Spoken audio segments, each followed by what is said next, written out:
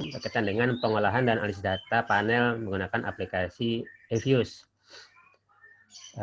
Kenapa saya memilih menggunakan eViews? Karena memang aplikasi eViews ini sangat powerful dan user friendly sekali, ya. Memang ada beberapa aplikasi lain seperti Stata, ya, untuk data panel, tetapi untuk Stata kita harus mengetahui atau mempelajari coding-coding khusus terkait dengan analisisnya. Berbeda dengan eViews yang tidak membutuhkan coding-coding tertentu, kita tinggal klik saja sehingga sudah muncul output yang akan kita inginkan. Sedangkan dengan Stata perlu menggunakan coding dan pemahaman coding-coding atau kode tertentu berkaitan dengan analisis datanya. Gitu ya. Baik, mohon maaf ada sedikit kendala berkaitan dengan aplikasi eViews-nya. Ternyata ini kan saya menggunakan laptop baru ceritanya. Ternyata di aplikasi eViews 11 ini yang versi student ini berlaku untuk satu user dan satu laptop. Tidak bisa digunakan untuk user lain dan laptop lain. Begitu ganti laptop, otomatis kita mengakali dengan mengganti meregister dengan email yang berbeda agar dapat diinstal, gitu ya. Baik, kita mulai ya berkaitan dengan pengolahan dan analisis data. Izin saya share Bapak Ibu ya, aplikasinya, materinya.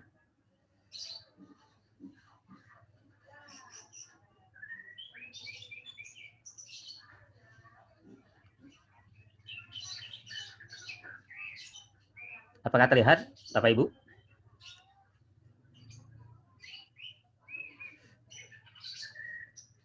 Apakah terlihat materinya? Terlihat ya?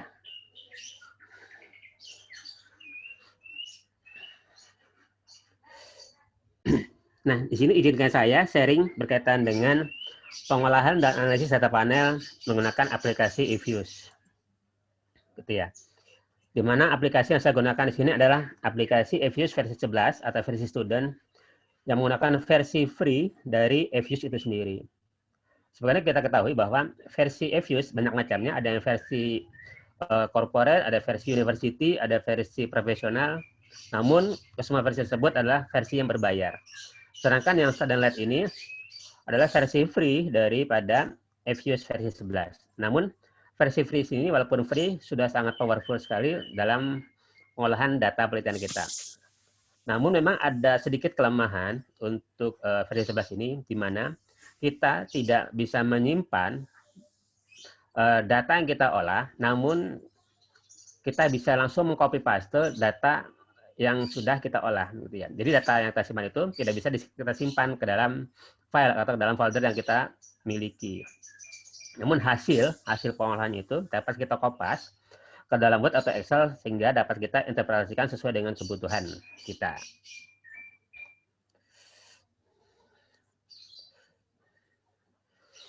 Baik, apa sih data panel itu? Bapak Ibu mungkin sudah paham ya apa itu data panel ya. Sedikit mengulas saja berkaitan dengan apa sih data panel itu. Saya mengutip dari bukunya Jonathan Sarwono bahwa data panel ini, mohon maaf sebelum langkah ke sana. Jadi bahasan kita pada hari ini itu berkait dengan model data panel, gitu ya. Di mana model data panel ini terbagi ada 3 model, yaitu Common Effect Model, Fixed Effect Model, dan Random Effects Model. Ya, di mana nanti Bapak Ibu akan memilih model mana yang terbaik, ya, yang terbaik apakah Common Effect, Fixed Effect, atau Random Effect. Dari ketiga ini mana yang baik yang akan kita jadikan dasar sebagai interpretasi model. Gitu ya. Dengan cara apa model ini dipilih? Dengan cara diuji, yaitu dengan FCO test maupun Hausman test. Untuk FCO ini digunakan untuk memilih apakah common effect atau fixed effect yang baik. Sedangkan Hausman test kita memilih apakah fixed effect atau random effect yang baik. Setelah ada model kita pilih, lalu kita uji asumsi klasiknya. Di sini hanya saya gunakan adalah uji autokorelasi dan uji multikolonaritas. Sebenarnya untuk data panel ini lebih banyak asumsi klasik yang digunakan adalah uji autokorelasi dengan analisis Darwin-Watson atau uji Darwin-Watson. Setelah model kita dapatkan dan setelah kita uji tidak ada pelanggaran di dalamnya, selanjutnya kita bahas berkaitan dengan analisis koefisien determinasi, uji F dan uji T. Itu kira-kira Bapak Ibu yang akan kita bahas pada kesempatan kali ini. Nah, apa sih data panel itu? Data panel, saya mengutip dari bukunya Jonathan Sarwono, merupakan data gabungan runtut waktu, ya, gabungan antara data time series dan data cross section. Gitu ya. Sebagaimana kita ketahui bahwa kalau data time series saja kita olah atau data runtut waktu saja kita olah memiliki masing-masing memiliki kelemahan, gitu. Juga memiliki masing-masing kekuatan, sehingga untuk menutupi kelemahan tersebut kita menggunakan data panel sebagai solusinya. Gitu. Nah, di sini data panel di sini saya menggunakan sebagai data runtun waktunya, ya, atau data seriesnya itu merupakan data belanja modal yang saya gunakan dari tahun 2013 sampai dengan tahun 2018. Ini sebagai studi kasus yang akan kita olah pada kesempatan kali ini. Ya. Nah, kenapa kita menggunakan data panel untuk ulang data? Di sini menurut hasil sini, ya, ada 3 keuntungan Bapak Ibu terkait dengan mengapa kita menggunakan data panel.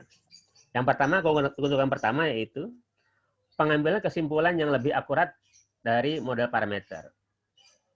Keuntungan kedua, dapat menjelaskan kerumitan dari perilaku manusia dibandingkan dengan hanya data proses saja atau data time series saja. Jadi dengan data panel ini kita bisa menjadi solusi yang memudahkan kita mengambilkan penjelasan dari data series dan data cross section. Nah, keuntungan ketiga itu penyederhanaan perhitungan dan pengambilan kesimpulan secara statistik. Jadi ini tiga keuntungan menurut si Hasio itu.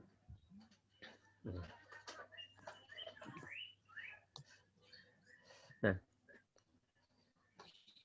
tadi saya sudah bahas bahwa dalam data panel terdapat 3 model yang Bapak Ibu akan dipilih mana model yang terbaik menurut data yang kita miliki. Gitu ya. Apakah common effect model, apakah fixed effect model, ataukah random effect model. Tentunya dengan pengujian-pengujian tertentu, sehingga kita bisa memilah dan memilih apakah common effect atau fixed effect ataupun random effect sebagai dasar kita menginterpretasi.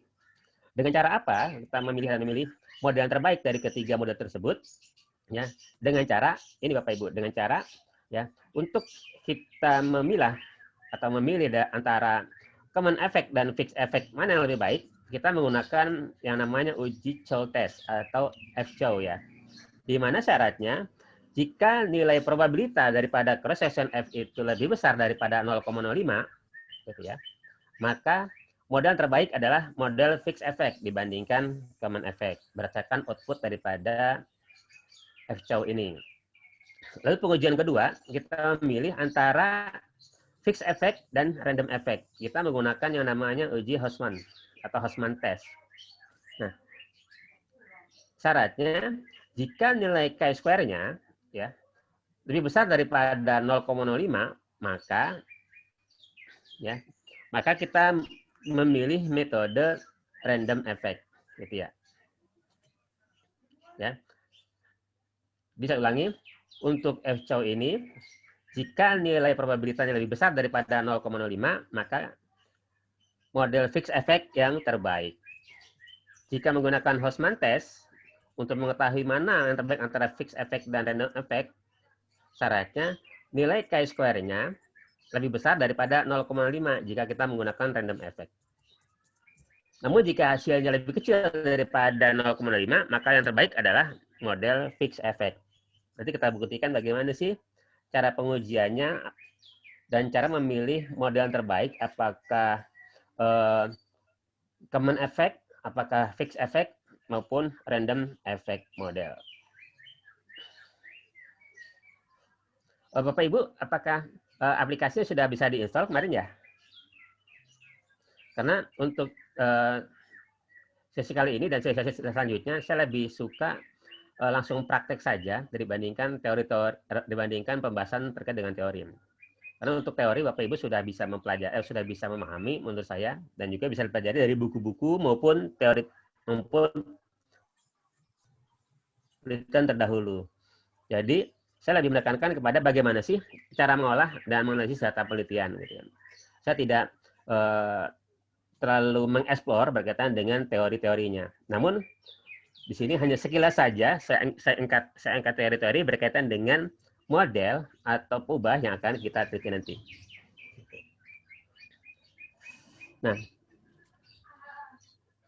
contoh atau studi kasus dalam sharing kali ini, saya menggunakan atau saya memberikan judul, yang judulnya adalah Analisis Faktor yang Mempengaruhi Belanja Modal di Provinsi Jawa Barat. Jadi, cross-sectionnya atau data atau objek penelitiannya adalah Provinsi Jawa Barat. Sedangkan series datanya yaitu tahun 2013 sampai dengan tahun 2018. Jadi 5 tahun saya gunakan series data, sedangkan seksinya adalah di Provinsi Jawa Barat. Nah, model yang terbentuk adalah sebagai berikut Bapak Ibu, yaitu Y iterasi ya, sama dengan alfa plus beta 1 X1 plus beta 2 X2 sampai seterusnya plus error, di mana Y di sini adalah belanja modal, ya. X1-nya adalah PAD atau pendapatan asli daerah, X2-nya adalah dana alokasi umum, S3-nya adalah dana bagi hasil, S4-nya adalah dana alokasi khusus. Entitas yang digunakan adalah 26 kabupaten kota yang ada di Provinsi Jawa Barat. Jadi seluruh kabupaten kota yang ada di Provinsi Jawa Barat saya masukkan sebagai objek penelitian atau sebagai entitasnya. Gitu. Nah, di sini yang membedakan antara data panel dengan kita tidak bisa melakukan analisis berdasarkan entitas. Kita hanya bisa menganalisis berdasarkan variabel yang kita teliti atau peubah yang kita teliti. Misalkan belanja modal saja. Kita tidak bisa menganalisis menurut entitasnya masing-masing.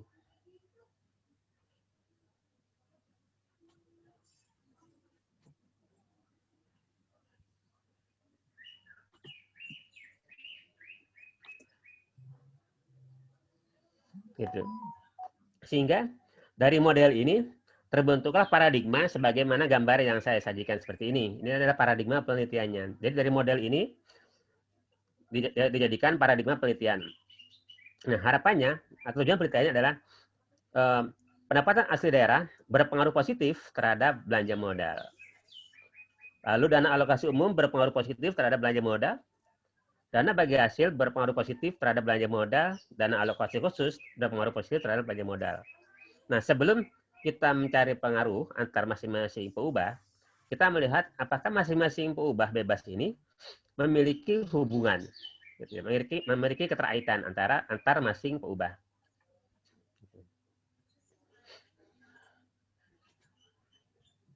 Nah, definisi daripada operational variable di sini, ini definisinya ya.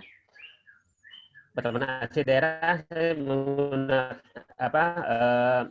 ke seluruh variabel atau peubah yang saya teliti di sini berdasarkan Undang-Undang Nomor 33 tahun 2004, di mana masing-masing definisi untuk peubah di sini sudah ada, tinggal Bapak bacakan saja. Ya. Namun data yang saya olah di sini sudah saya rubah, sudah saya transformasi dalam bentuk logaritma natural. Tujuannya apa? Tujuannya kita ingin melihat elastisitas dari suatu peubah dengan logaritma itu. Jadi kita ingin melihat elastisitas dari misalkan pendapatan asli daerah. Jika perubahannya itu berapa persen, berdampak terhadap berapa persen peningkatan belanja modal. Itu Bapak Ibu. Dan juga selain daripada untuk tadi elastisitas juga ingin menjaga data kita agar terdistribusi normal dan juga terbebas dari asumsi klasiknya. Karena kita ketahui bahwa untuk data panel atau data sekunder, terutama data keuangan ya, lebih banyak atau cenderung memiliki autokorelasi yang sangat tinggi atau korelasi yang sangat tinggi antar masing-masing peubah. Gitu ya. Sehingga sebelum kita melakukan analisis, ada baiknya memang memperhatikan korelasi antar masing-masing data.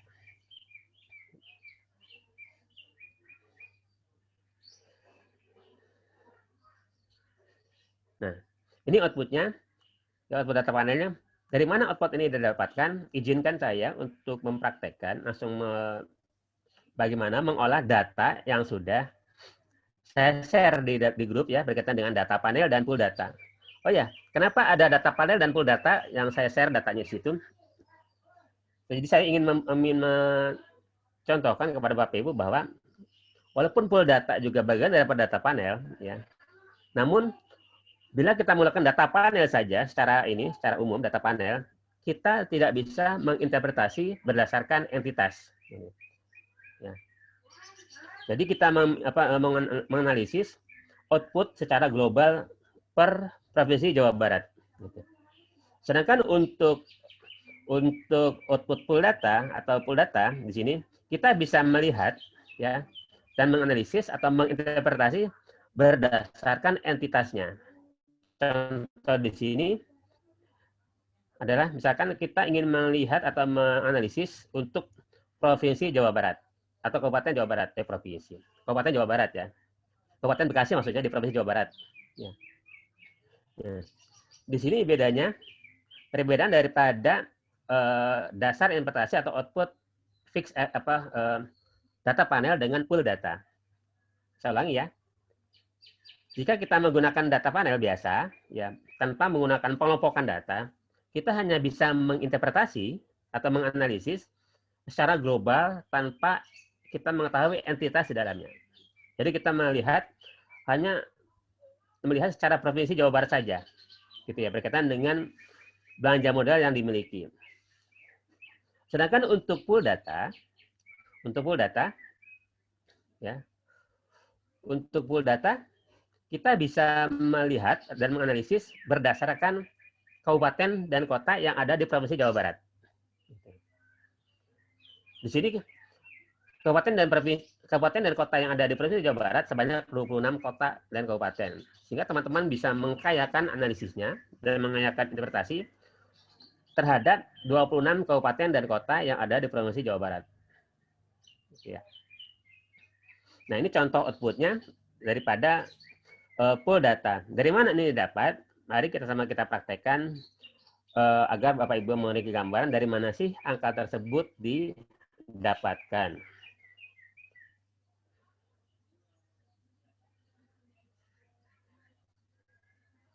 Izinkan saya share aplikasi Bapak Ibu ya. Langsung kita praktekkan. Mudah-mudahan Bapak Ibu sudah menginstalasi aplikasi eViews versi 11 dan juga sudah bisa mendownload dummy data yang sudah saya share di grup.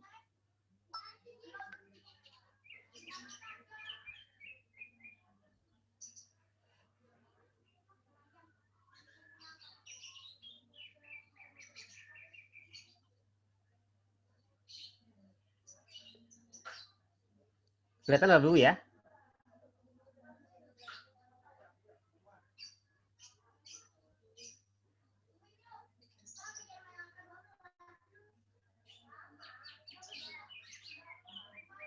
Apakah kelihatan Bapak Ibu? Aplikasi yang saya share?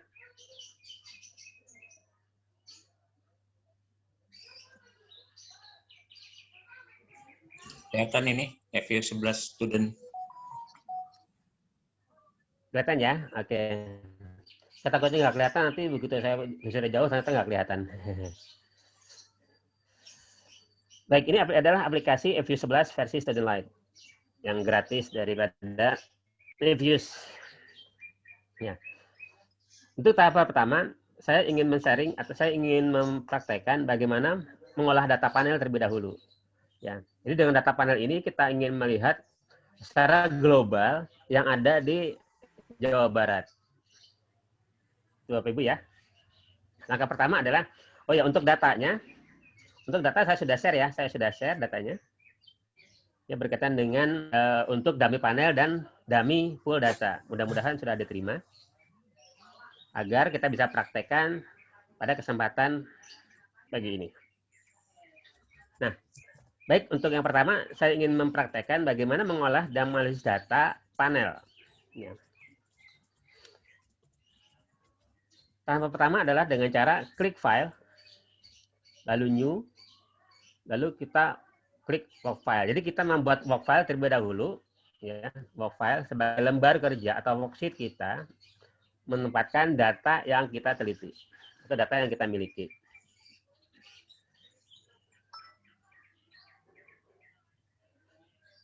Bisa ulangi ya.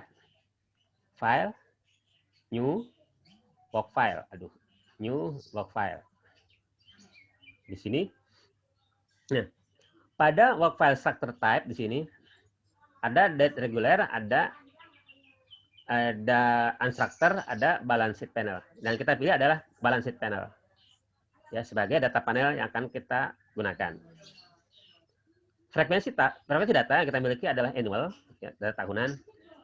Untuk data awal dimulai dari tahun 2013 dalam contoh kasus ini, diakhiri sampai dengan tahun 2018, sehingga ada 5 tahun yang akan kita olah. Nah, number of cross section di sini adalah sebanyak 26 kabupaten kota yang ada di Provinsi Jawa Barat. Ini contohnya. Nanti Bapak Ibu tinggal sesuaikan saja berapa objek yang diteliti atau berapa perusahaan yang diteliti atau berapa daerah yang diteliti. Bapak Ibu.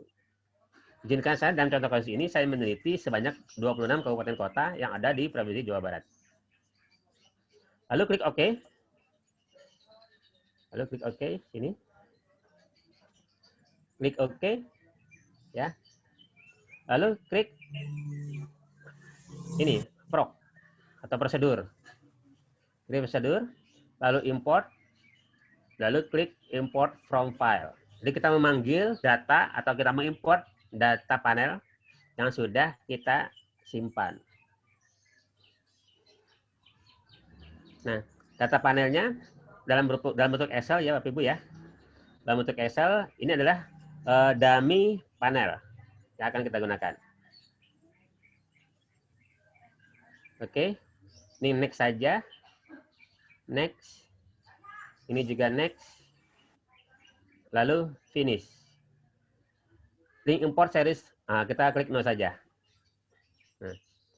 Nah, di sini Bapak Ibu pastikan bahwa data yang sudah kita olah sudah berpindah ke dalam lembar kerja daripada eViews. Caranya dengan cara klik sini, misalkan kita klik banyak modal, apakah datanya sudah masuk.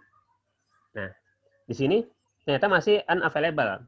Nah, biasanya ini terjadi perbedaan format antara Excel dengan eViews-nya. Kadang-kala kita kan Excel kita kan masih dalam format bahasa Indonesia. Ya, sedangkan di sini eViews adalah format English, sudah English. Sehingga kita perlu menginput secara manual data yang kita miliki ke dalam lembar kerja eViews-nya.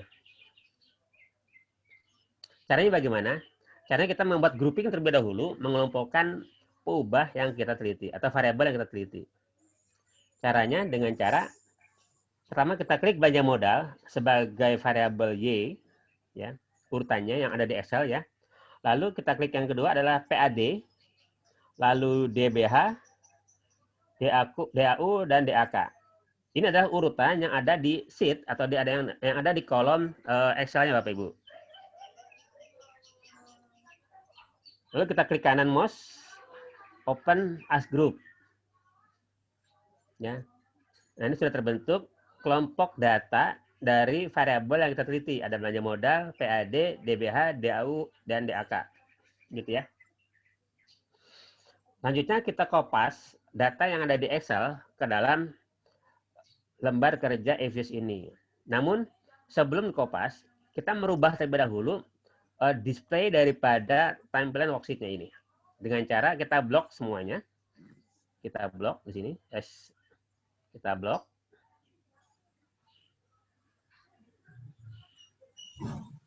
Ya. Lalu klik kanan. Lalu klik display format. Ya. Display format. Pada numeric display, Bapak Ibu pilih yang fix desimal. Ya, fix desimal. Desimalnya 2, boleh. Lalu pilih atau checklist koma as desimal. Ya. Kenapa kita pilih ini? Kalau kita pilih ini, begitu kita kopas, data yang kita miliki kan berupa desimal, ya berupa persentase. Ya. Kalau tidak kita rubah formatnya, maka akan di-convert di eViews itu dalam bentuk satuan atau ribuan, Bapak Ibu. bukan dalam bentuk persentase. Sedangkan data yang kita miliki adalah data persentase yang sudah kita rubah. Maksudnya persentase itu data nominal dari data PAD dan lain-lain itu sudah saya rubah, sudah transformasi ke dalam logaritma natural, di mana logaritma natural itu adalah bentuknya seperti persentase.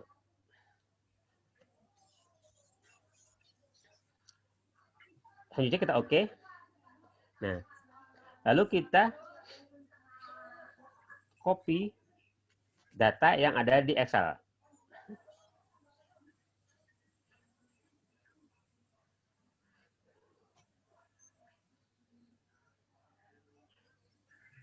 Izinkan saya share Excel-nya, Bapak Ibu. Apakah terlihat file Excel-nya, Bapak? Lihat. Lihat ya. Yang... Lihat ya. Jadi grouping tadi yang saya buat tadi, groupingnya adalah sesuai dengan kolom penamaan variabelnya. Di mana tadi saya awali dengan belanja modal, PAD, DBH, DAU, dan DAK. Gitu ya. Maka tidak salah. Nah, ini adalah data yang sudah saya logaritma. Data keuangan, data belanja modal, data PAD, data DBH, data sampai dengan data DAK yang sudah saya transformasi ke dalam logaritma natural atau LN disingkatnya. Nah, data ini lalu saya kopas, saya blok,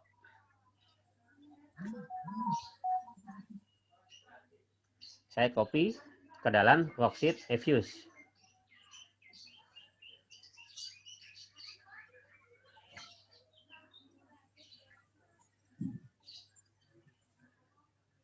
Apakah terlihat Evius-nya? Ya, terlihat. Lihat ya. Nah, di sini pastikan kursor kita tempatkan pada baris pertama pada kolom belanja modal. Ya, agar tidak salah kita mempastekannya. Di sini ya. Pada kolom belanja modal baris pertama, lalu kita paste. Paste di sini. Paste. Nah, ini sudah berubah. Apakah terlihat datanya, angkanya Bapak? Ya, terlihat, Pak. Lihat ya, ini sudah bentuk sudah bentuk persentase sampai dengan 26 kabupaten kota. Kita pastikan datanya sudah masuk ya. 26 kabupaten kota.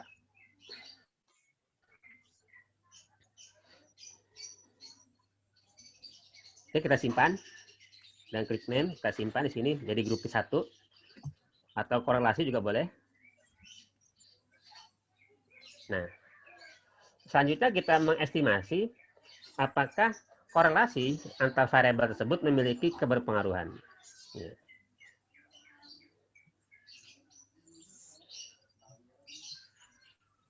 Dengan cara apa? Dengan cara dari sini ya. Pada lembar kerja korelasi atau grup tadi yang sudah kita buat, yang sudah kita isi datanya, kita klik proc. Kita klik proc atau prosedur di situ. Lalu klik make equation. Make equation. Ya. Artinya kita membuat model persamaan untuk regresi data panel. Jadi Bapak Ibu tidak perlu repot-repot menulis persamaan untuk regresi data panelnya. Dengan ini kita sudah kita perintahkan Evius untuk membuat equation-nya atau persamaannya. Persamaan yang terbentuk adalah sebagaimana berikut. Belanja modal dipengaruhi oleh PAD, DBH, DAU, dan DAK. Sedangkan C ini adalah konstanta. Gitu ya. Ini adalah persamaannya. Nah, pada panel option, ini kan tadi kan kita ada diminta memilih ya, apakah common effect, ataukah fixed effect, ataukah random effect. Untuk sebagai dasar kita menginterpretasi dan memilih model terbaik. Gitu. Kita klik panel option di sini. Nah, jika pilihannya sini ada cross section non, artinya kita tidak memilih, berarti yang kita pilih pertama kali adalah model common effect. Ya. Oke, selanjutnya kita kembali ke specification. Kita klik OK. Inilah tampilan daripada common effects model. Ya. common effect model. Lalu kita kopikan sini dengan cara memblok semuanya. Kita copy, oke, sebagai as display, oke, dan pastekan ke dalam Word atau PowerPoint sebagai kita memudahkan menginterpretasi. Singkat cerita, saya sudah paste ke dalam Word ya. Ini adalah output daripada common effect. Selanjutnya, bagaimana kita membuat tampilan untuk fixed effect model. Pada tampilan common effect, kita klik estimate, sehingga muncul persamaan yang tadi. Lalu klik panel option. Ya. Pada cross section kita memilih fix. Ya. Fix. Jadi kita ingin menghasilkan output untuk fix effect model. Lalu klik OK. Inilah hasil daripada fix effect model. Ini hasilnya. Untuk fix effect model. Selanjutnya, kita ingin menghasilkan output yang ketiga, yaitu random effects model. Kita kembali, klik estimate, lalu klik panel option. Nah, pada pilihan fix ini kita rubah menjadi random. Nah, ini hasilnya. Ya, hasil untuk random effects model. Di sini saya kopikan. Sama seperti tadi ya, Bapak Ibu ya, tinggal kopas saja. Copy.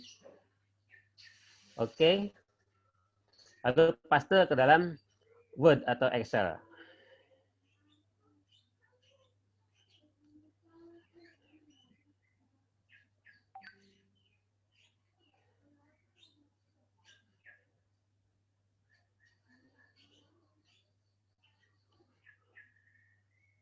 Sebentar ya. Sebentar.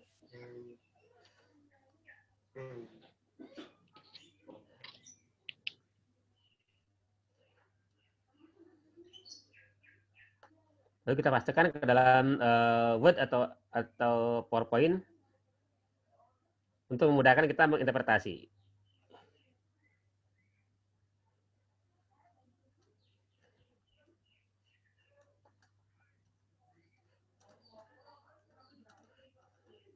Nah, selanjutnya kita diminta memilah Bapak Ibu dari ketiga model tadi mana yang terbaik sebagai dasar kita menginterpretasi apakah common effect ataukah fixed effect ataukah random effect.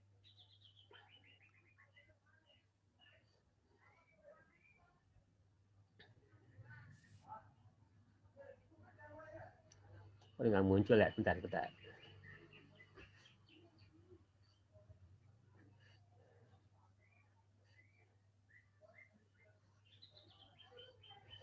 Ya, jadi kita memilih apakah common effect ataukah random fixed effect ataukah random effect sebagai dasar kita menginterpretasi. Nah, ini kita pada output random effect ya, random effect. Kita pastikan ya sudah random. Nah, sekarang kita pilih apakah random effect lebih baik modelnya dibandingkan fixed effect model.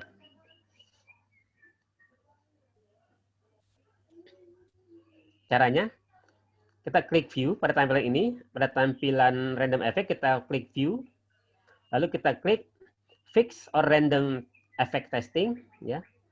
Lalu kita klik Hostman test. Hostman test ini digunakan untuk memilih apakah fixed effect, apakah random effect lebih baik dibandingkan fixed effect. Ini kita klik hasilnya. Nah, ini adalah output daripada Hostman test. Tadi kan awal kita sudah jelaskan bahwa syarat jika kita menggunakan random effect, jika nilai chi-square atau pada cross section-nya itu lebih besar daripada 0,05 jika kita memilih random effect. Nah, sementara di sini nilai probabilitas untuk cross section F, untuk cross section-nya sini ya, menghasilkan nilai probabilitas sebesar 0,00. Artinya lebih kecil daripada 0,05 kan ya. Jadi maknanya adalah antara random effect dan fixed effect, model fixed effect yang terbaik. Kenapa? Karena dari hasil pengujian Houseman test ini menghasilkan nilai probabilitas lebih kecil daripada 0,05. Jadi, model random effect lebih baik dibandingkan fixed effect. Jika nilai probabilitas lebih besar daripada 0,5, misalkan di sini 0,06 misalkan ya, maka random effect adalah model yang terbaik dibandingkan fixed effect. Gitu. Karena di sini menghasilkan nilai 0,05, di bawah 0,05, maka model fixed effect adalah model yang terbaik dibandingkan model random effect. Oke, jadi kita sudah dapat ya, antara random effect dan fixed effect kita menghasilkan fixed effect yang terbaik. Sekarang kita pilih, kita menguji apakah fixed effect lebih baik dibandingkan dengan common effect model. Caranya, kita kembali ke estimate di sini. Pada panel option, kita kembalikan ke dalam output fix atau fixed random effect, fixed effect model. Ya. Ini adalah tampilan untuk fixed effect model. Nah, sekarang kita uji apakah output fixed effect model ini lebih baik dibandingkan output common effect model. Gitu ya. Caranya dengan cara klik view, lalu klik fix or random random effect testing ya. Lalu pilih yang redundan, fixed effect. Inilah adalah outputnya. Mana di outputnya?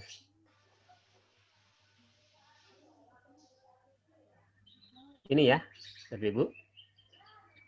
Nah, syarat jika kita memilih fixed effect lebih baik jika nilai probabilitas daripada correlation lebih besar daripada 0,05.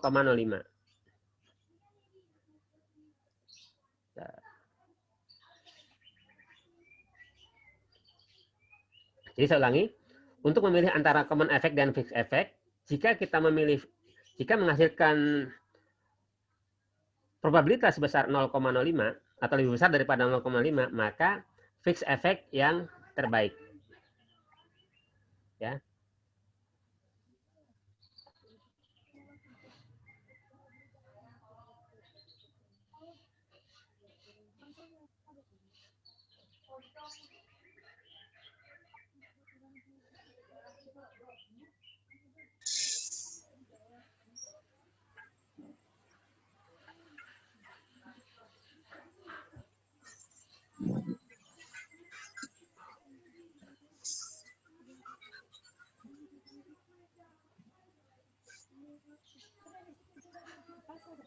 Ya, persentase F untuk ini hasilnya ya. Menghasilkan nilai 0,00.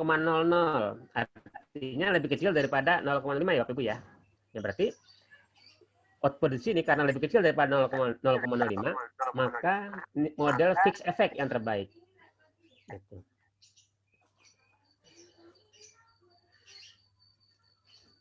Jadi dari ketiga model tadi, antara fixed effect, random effect, dan common effect, menghasilkan model yang kita pilih adalah model fixed effect.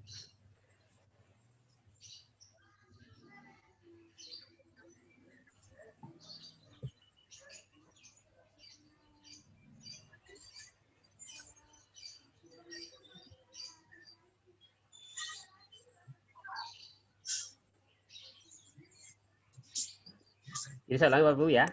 Saya ulangi. Jadi kan kita memilih model yang terbaik antara common effect, fixed effect, dan random effect. Nah, kita memilih nih, apakah common effect, apakah fixed effect, atau random effect.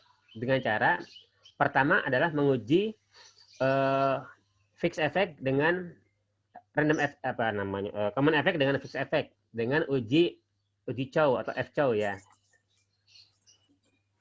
Syaratnya jika nilai probabilitasnya ini, ya, jika nilai probabilitas lebih kecil daripada 0,05, maka model fixed effect yang terbaik. Ya. Namun, jika nilai probabilitas lebih besar daripada 0,05, maka model common effect yang lebih baik. Oke? Selanjutnya pengujian kedua yaitu Houseman test. Kita memilah apakah fixed effect lebih baik daripada random effect. Syaratnya dikatakan bila kita memilih fixed effect itu jika nilai probabilitanya lebih kecil daripada 0,05. Namun jika nilai probabilitas lebih besar daripada 0,05, maka kita memilih random effect model. Nah, di sini kita menghasilkan output untuk fchow yaitu nilai probabilitas sebesar 0,00, artinya lebih kecil daripada 0,05. Maka model fixed effect yang terbaik. Oke. Lalu kita memilih apakah fixed effect lebih baik dibandingkan random effect dengan cara uji lagi. Itu dengan uji Houseman test. Saya kembalikan di sini ke random effect. Kita ingin melihat apakah random effect ini lebih baik dibandingkan fixed effect model. Dengan cara klik view, lalu klik ini fix random effect testing, lalu klik Houseman test. Nah, di sini kita mendapatkan hasil nilai probabilitas lebih kecil daripada 0,05. Artinya model fixed effect lebih baik dibandingkan random effect. Gitu. Jadi dari dua pengujian tadi ya, dari fchow dan Houseman test, kita menghasilkan satu model yang terbaik yaitu fixed effect model. Sehingga fixed effect model itulah yang akan kita analisis bagaimana interpretasinya. Saya kembalikan ke dalam model fixed effect-nya. Nah, ini adalah tampilan untuk fixed effect model.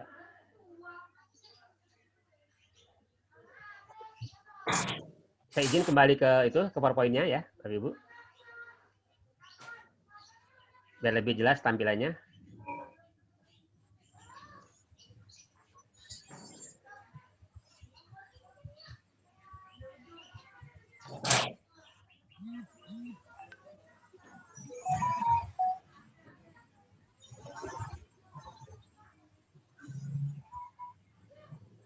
Apakah terlihat, Bapak Ibu?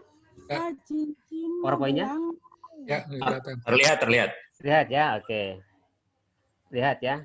Ini adalah output-nya. Oh, maaf, ini ada salah. Harusnya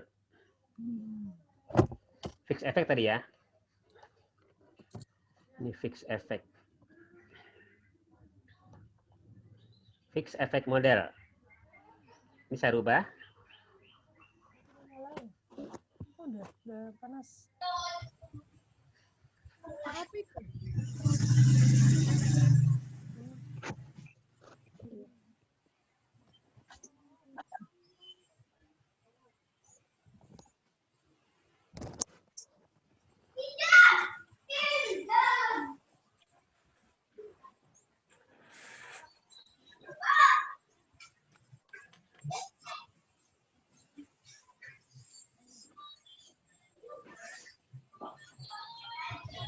Ini ya. Jadi yang kita analisis adalah fixed effect model. Di mana persamaan untuk daripada fixed effect model ini, persamaan untuk fixed effect model adalah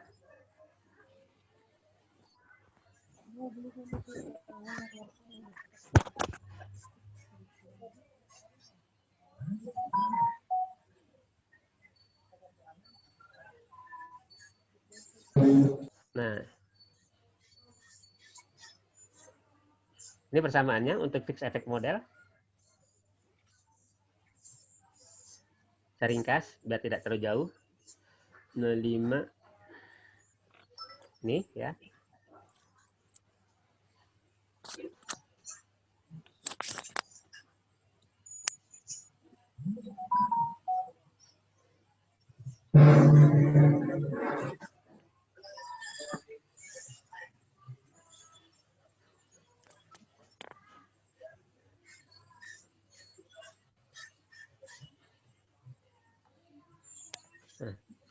Inilah persamaan daripada untuk fixed effect model, di mana belanja modal dipengaruhi oleh min 0,0546 daripada pendapatan asli daerah, juga minus min 0,2753 daripada dana bagi hasil plus 0,5940 daripada dana alokasi umum plus 0,1280 daripada dana alokasi khusus plus 15,498 sebagai konstanta.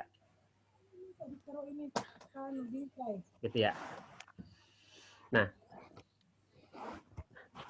R kuadrat untuk model data panel ini, untuk model fixed effect adalah sebesar 0,936 ya.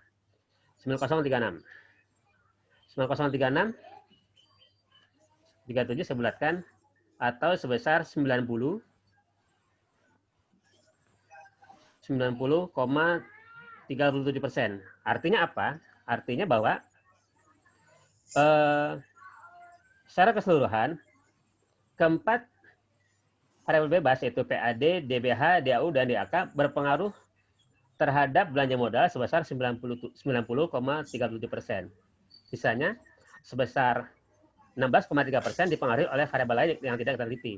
Itu untuk koefisien determinasi atau uji kelayakan model, di mana untuk uji kelayakan model yang kita lihat daripada nilai koefisien determinasi menghasilkan angka lebih besar daripada 50%. Artinya untuk model ini memang model yang sangat good atau good width of modelnya sangat baik, di mana dibuktikan dari nilai R kuadratnya atau adjust R kuadrat S-nya ini lebih besar daripada 0,50 atau 50%.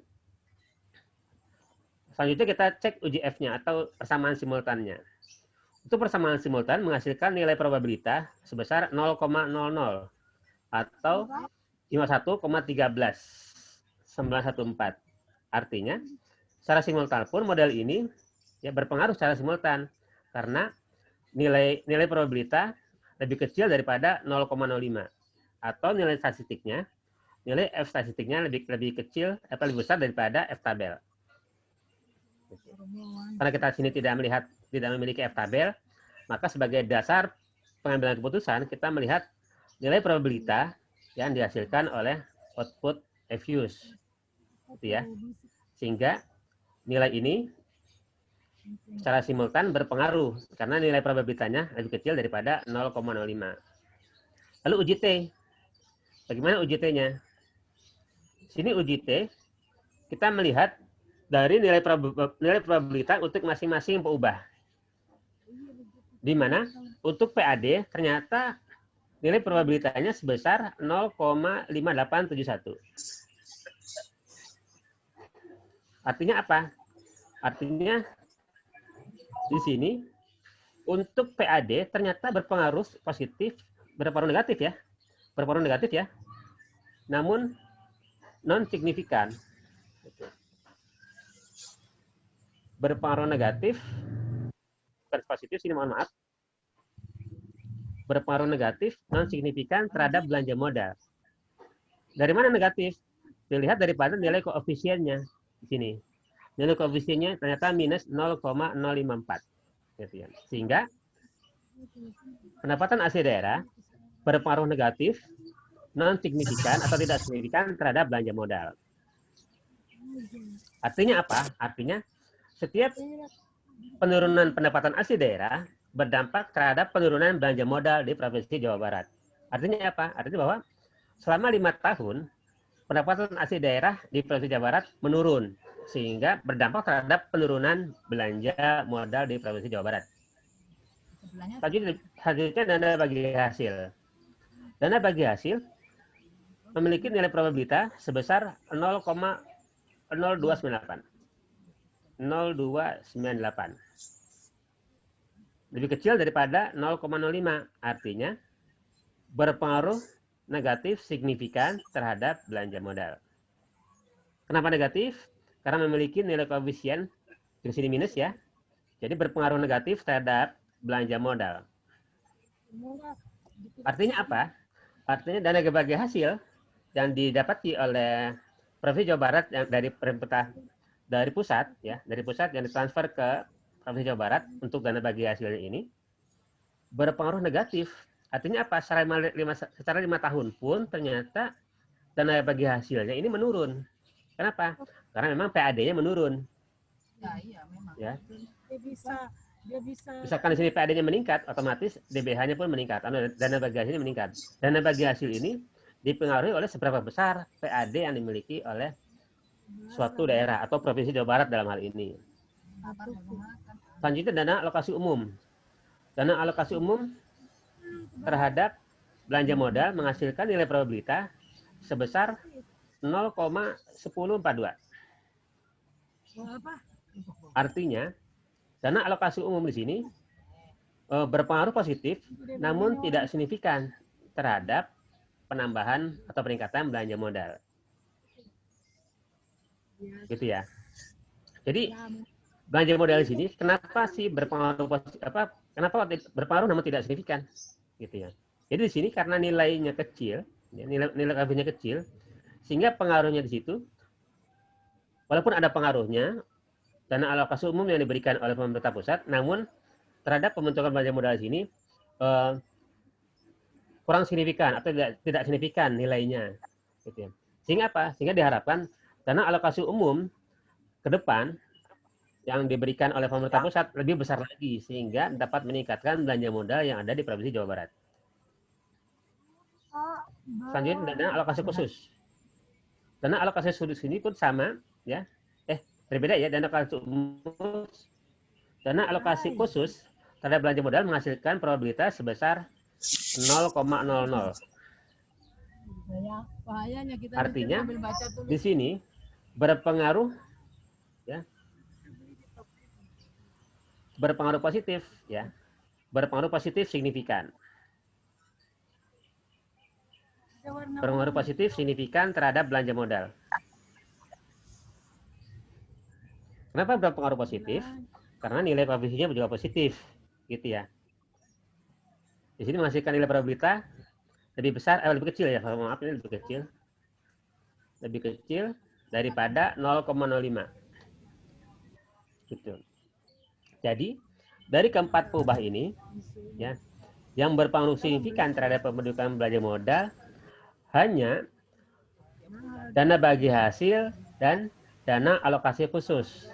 Sedangkan PAD sebagai sumber utama untuk pembentukan belanja modal ternyata untuk kasus ini selama 5 tahun belum berpengaruh signifikan terhadap pembentukan belanja modal. Sehingga untuk pembentukan belanja modal dibutuhkan transfer atau bantuan dari pemerintah pusat untuk pembentukan belanja modalnya. Dari mana?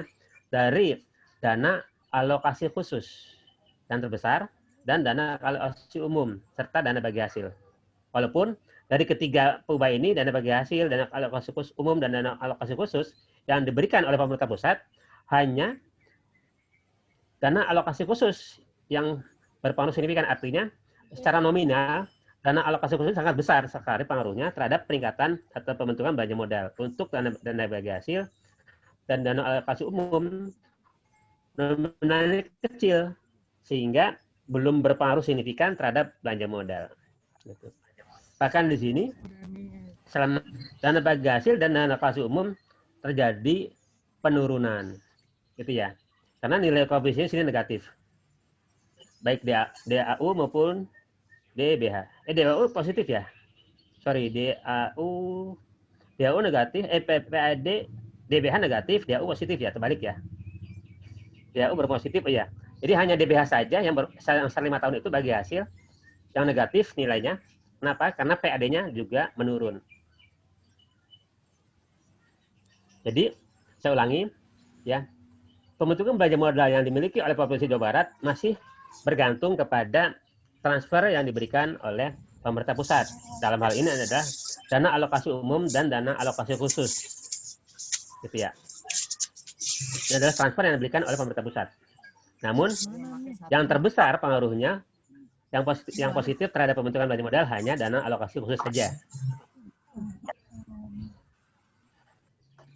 Nah, ini untuk data panel terkait dengan Provinsi Jawa Barat. Nah, bagaimana dengan kabupaten kota yang ada di Provinsi Jawa Barat? Apakah bernasib sama dengan provinsinya? Yaitu masih tergantung terhadap transfer yang diberikan oleh pemerintah pusat. Artinya, secara kemandirian, secara otonomi, untuk Provinsi Jawa Barat selama 5 tahun belum bisa otonomi atau belum otonomi daerah secara keuangannya ya. secara keuangan belum bisa mandiri karena masih bergantung dari transfer pemerintah pusat setelah 5 tahun berturut-turut.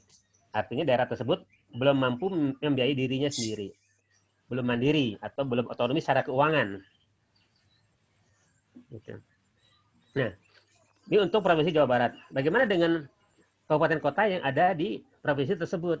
Nah, izinkan saya kembali ke EFUS-nya untuk mengolah dengan pool data agar kita bisa melihat kecenderungan antar masing-masing kabupaten dan kota terhadap provinsinya.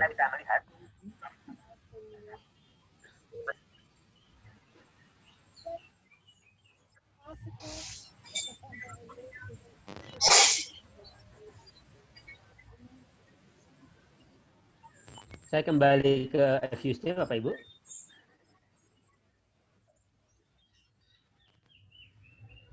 Apakah sudah terlihat, Bapak Ibu, aplikasi EFUS-nya? Ya, udah.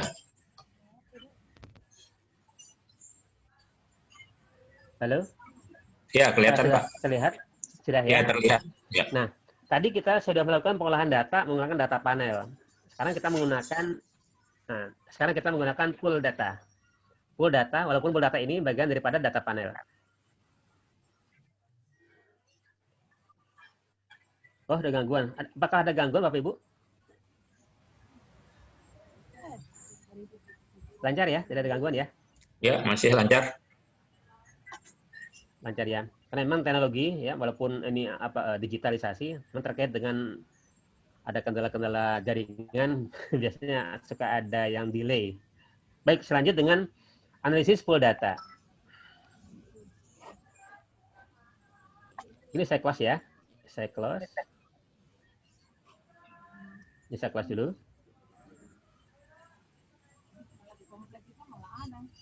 Nah, sekarang kita melakukan analisis pool data. Caranya agak sedikit berbeda dengan data panel, Bapak Ibu. Yaitu dengan cara kita klik file, lalu new, lalu klik file. Ya. Nah, di sini tadi kan pada data panel kita merubah structure type ke dalam balance sheet panel. Sedangkan pada pool data kita tidak merubah structure type-nya. Jadi secara default structure type di sini merupakan date, regular frequency. Ya. Oke. Data tetap tahunan, sedangkan untuk datanya dimulai dari tahun 2013 sampai dengan tahun 2018.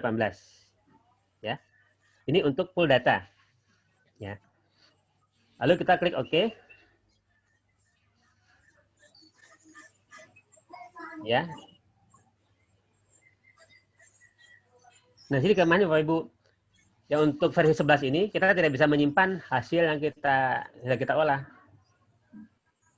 Kita langsung mengcopy paste output yang dihasilkan ke dalam Word gitu ya. Nah, ini untuk data panel, untuk pool data. Pool data. Ini sudah terbentuk ya, 6 objek atau 6 tahun, dari 2013 sampai dengan 2018, 6 tahun objeknya. Lalu kita bentuk pool datanya atau pengelompokan data untuk masing-masing entitas atau masing-masing kabupaten kota. Dengan cara klik objek, lalu new object, lalu pilih pool, ya. Nah, pada name for object, kita ketik misalkan Jabar. Jabar. Lalu klik OK. Nah, di sini pada cross section identifier sini ya, teman-teman diminta menginput lokasi atau entitas ya atau instansi yang Bapak Ibu teliti. Nah, dalam contoh ini saya prosesnya adalah kabupaten kota yang ada di Provinsi Jawa Barat, sebanyak 26 kabupaten kota. Sebentar saya copy ya. Saya buka datanya.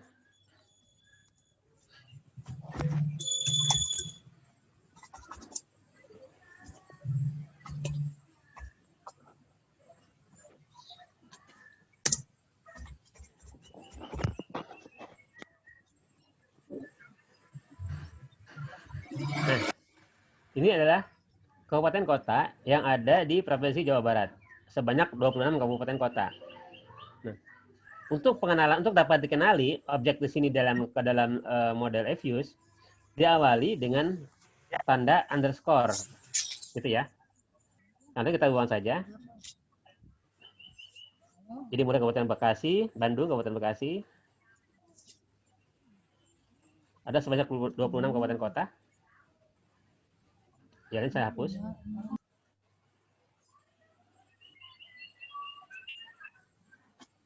Ini ada di Excel-nya Bapak Ibu. Tinggal diikuti saja.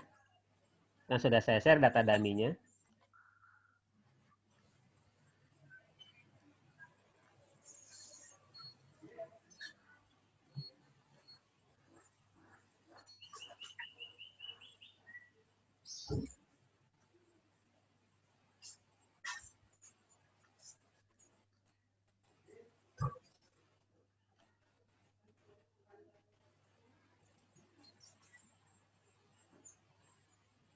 Ya, jadi saya ulangi.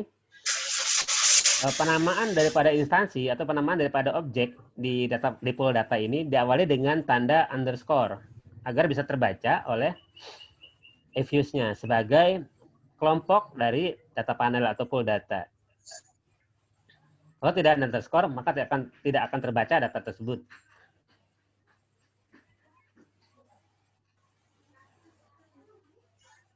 Ini ada sebanyak 26 kabupaten kota yang ada di Jawa Barat.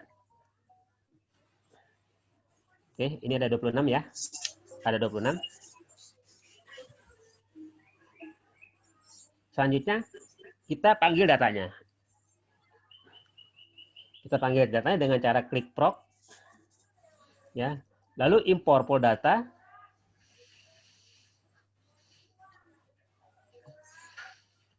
Mengarahkan kepada data tempat Bapak Ibu simpan. Di sini adalah dummy pool data yang saya gunakan, yang sudah share juga ke Bapak Ibu. Lalu klik open. Sedang saya buka, maaf.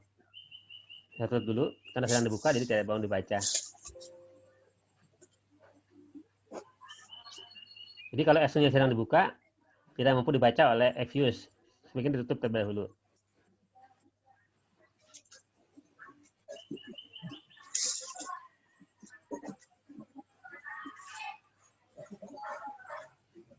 Oke.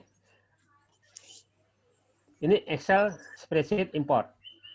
Nah, yang kita perlu rubah di sini adalah pada upper atau left data cell. Nah, data variabel pertama untuk data ini kita ada pada kolom D, pada kolom D2 sebagai kolom untuk perubah atau variabel belanja modal. Ya. Namun ini tergantung daripada penempatan Bapak Ibu, apakah ada kolom C atau di kolom D. Dalam contoh kasus ini saya ada di kolom D untuk variabel pertama yang kita teliti. Sehingga data panel ini akan membaca kolom di mana data tersebut berada.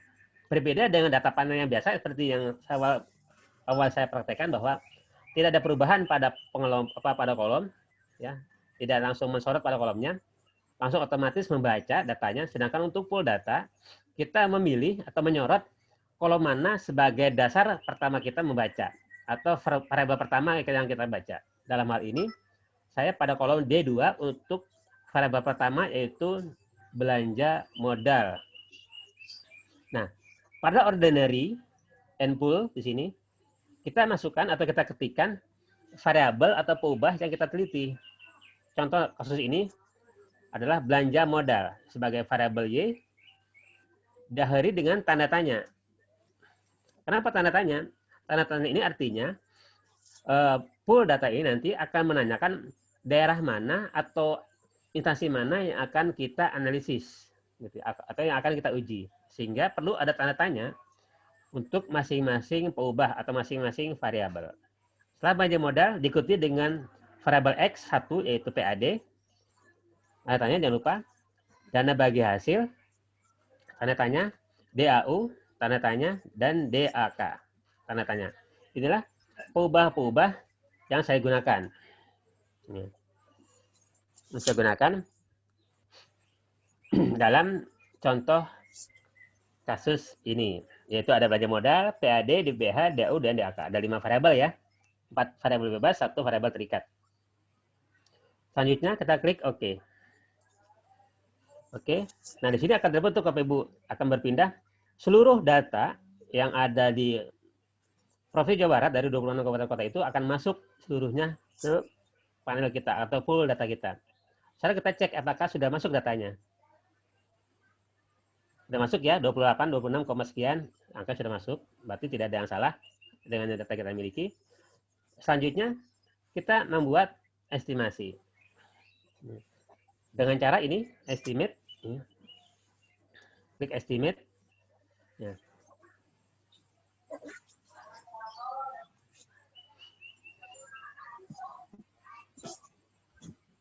Untuk dependent variable, kita klik belanja modal. Ya. Tanda tanya. Tanda tanya sini artinya kita menghitung atau melihat menghitung belanja modal seluruh yang ada di Provinsi Jawa Barat. Lalu kita melihat, kita menulis yang untuk PAD. Tanda tanya juga. DBH, tanda tanya. DAU, tanda tanya. DAK, tanda tanya. Checklist balance panel, balance sampel. Lalu klik OK. Oke, tidak bisa dibalan. Oh, C-nya belum ya. C, konstanta. Jangan lupa ya.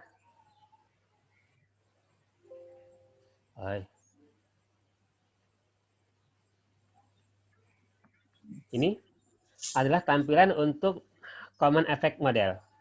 Ya, untuk yang full data. Sama dengan data panel ya, ada common effect, ada fixed effect, dan random effect, di mana kita diminta memilih mana yang terbaik antara common effect, fixed effect, dan model effect dengan uji F dan uji Hausman. Caranya sama Bapak Ibu dengan tadi. Ini adalah untuk common effect, outputnya.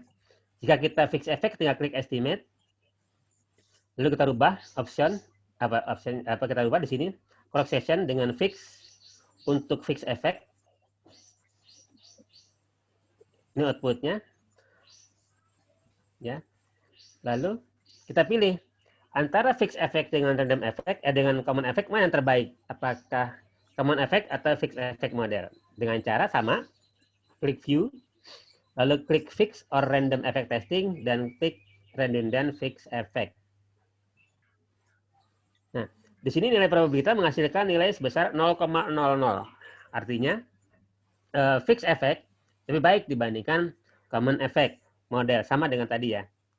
Sama dengan data panel, full data pun ternyata fixed effect yang terbaik sebagai dasar kita untuk menginterpretasi. Selanjutnya, kita pilih yang random effect.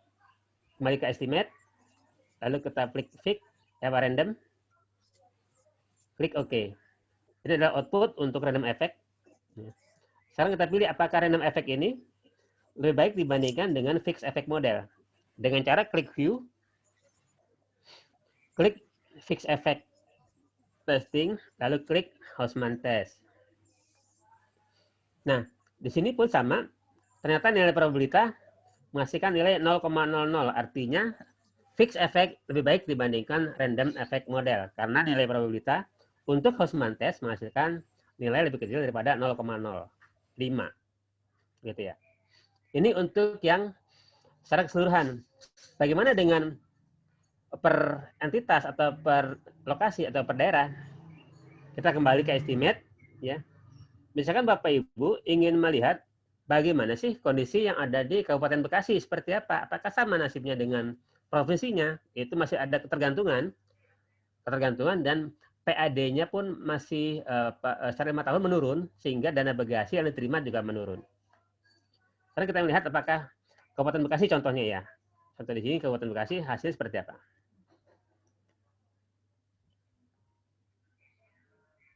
Oh, yang muncul pertama Bandung. Oke, kita melihat Bandung. Bandung dulu, kita lihat. Bandung, PAD pun jangan lupa disamakan PAD underscore untuk Bandung Kabupaten. DBH-nya jangan lupa juga underscore Kabupaten Bandung. DAU-nya juga sama. Kabupaten Bandung. DAK Kabupaten Bandung. Ya. Jangan salah menempatkan Bapak Ibu ya.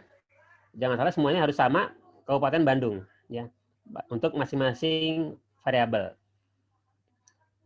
Lalu kita klik OK. Klik OK di sini.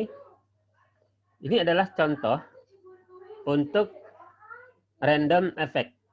Maaf ya, untuk random effect ini ya. Untuk random effect pada Kabupaten Bandung. Random effect. Ini fixed effect. Ini common effect. Caranya sama Bapak Ibu. Nah, sekarang tinggal kita pilih.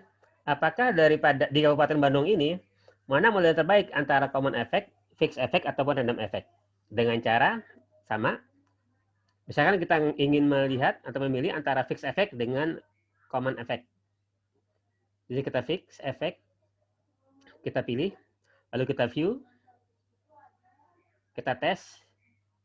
Nah, di sini hasilnya untuk pada Kabupaten Bandung menghasilkan nilai probabilitas sebesar 1. Artinya antara common effect dan fixed effect, common effect lah yang terbaik dibandingkan fixed effect. Selanjutnya kita pilih antara fixed effect dengan random effect, seperti apa hasilnya. Kita kembali ke random. Nilainya seperti apa? Kita cek, kita tes lagi. Oh, untuk kasus ini di Kabupaten Bandung ternyata ada data yang omit atau data yang outlier ya. Sehingga untuk random effect, untuk random effect ya, untuk random effect tidak bisa menghasilkan data. Untuk random effect ya pada Kabupaten Bandung. Random, oke, bisa. Ini fix. Oh, bisa ya. Sorry, ternyata bisa. Saya kembali ke random effect. Random effect. Sekarang kita tes dengan Houseman testnya. Houseman test di sini. Houseman test di sini. Nah, di sini pun ini hasil Houseman test untuk Kabupaten Bandung antara random effect dan fixed effect ternyata ternyata menghasilkan nilai probabilitas sebesar 1. Artinya untuk random effect sendiri dengan fixed effect ya menghasilkan memilih random effect ya, karena lebih besar pada 1 hasilnya. Namun antara fixed effect dengan antara common effect dengan fixed effect menghasilkan common effect yang terbaik, sedangkan di sini untuk fixed effect dan random effect menghasilkan menghasilkan uji random effect yang terbaik dibandingkan fixed effect. Sehingga kita memilih lagi antara common effect dengan random effect seperti apa hasilnya. Ini adalah output untuk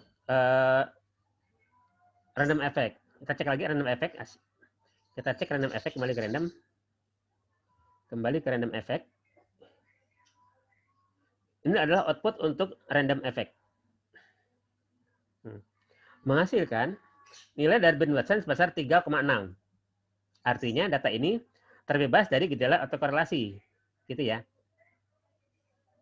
Ada autokorelasi ya. Ada autokorelasi yang sangat tinggi di sini. Karena nilainya lebih besar daripada 1,5 dan lebih besar juga daripada 2,54. Artinya apa? Dikatakan bebas dari gejala autokorelasi jika nilai dari Ben Watsonnya ini antara 1,54 sampai dengan 2,54 rentangnya. Jika lebih besar daripada itu, maka model ini ada kecenderungan autokorelasi atau ada gejala autokorelasi atau ada pelanggaran asumsi klasik dalamnya. Karena nilai dari Watsonnya lebih besar daripada 2,5. Sekarang kita cek yang untuk common effect seperti apa.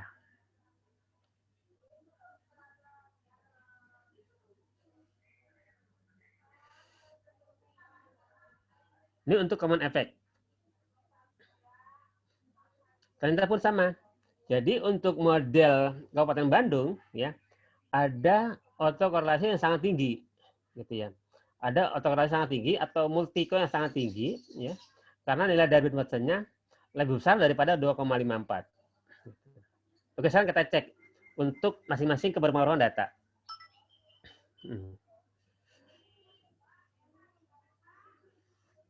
Ini untuk yang di Kabupaten Bandung ya. Kabupaten Bandung. Artinya apa? Sekarang kita copy di sini. Artinya untuk di Bandung, ya. Untuk di Bandung, pertama kita cek adalah PAD. PAD Kabupaten Bandung. Kabupaten Bandung memiliki PAD sebesar 0,000. Artinya, PAD Kabupaten Bandung berpengaruh negatif terhadap belanja modal. Ya. Seluruhnya pun berpengaruh ya. Seluruhnya berpengaruh signifikan terhadap pembentukan belanja modal. Baik PAD, DBH, DAU, dan DAK. Namun di sini PAD juga sama dengan provinsinya. Ternyata selama 5 tahun PAD Kabupaten Bandung cenderung menurun. Artinya pendapatan asli daerah Kabupaten Bandung juga menurun selama 5 tahun. Sehingga berdampak terhadap pembentukan belanja modal.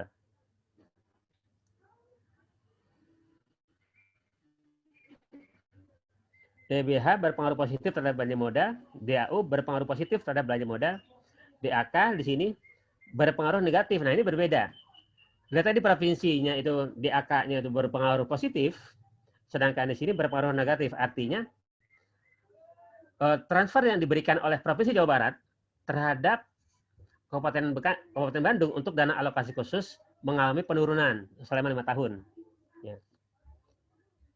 Sedangkan untuk DBH dan bagi hasilnya dan dana alokasi umum meningkat selama 5 tahun, sedangkan DAK untuk Kabupaten Bandung mengalami penurunan. Sehingga penurunan ini berdampak terhadap penurunan pembentukan belanja modal. Begitu kira-kira Bapak Ibu, ini contoh untuk Kabupaten Bandung. Bagaimana untuk kabupaten lainnya? Tinggal Bapak Ibu ganti. Di sini kembali ke estimate. Tinggal diganti saja misalkan Bekasi atau kabupaten mana yang Bapak Ibu ingin analisis. Silakan dengan cara yang sama, di sini dirubah. Bila Bekasi semua. Pun di sini jangan lupa dirubah ke Bekasi. Dirubah Bekasi. Sini dirubah ke Bekasi. DAU pun ke Bekasi. Dan seluruhnya dirubah ke Bekasi. Jangan sampai salah, jangan sampai ada daerah lain yang masuk ke sini. Lalu kita oke. Nah, ini untuk Kabupaten Bekasi. Gitu ya. Sehingga kita bisa menganalisis 26 kabupaten kota yang ada di Provinsi Jawa Barat untuk masing-masing kabupaten.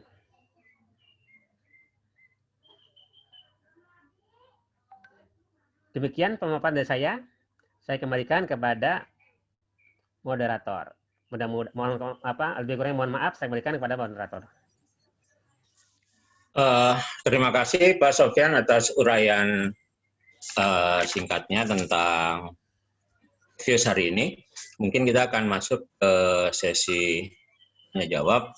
Tapi sebelum itu mungkin saya sedikit simpulkan untuk view 11 kali ini tentang panel data.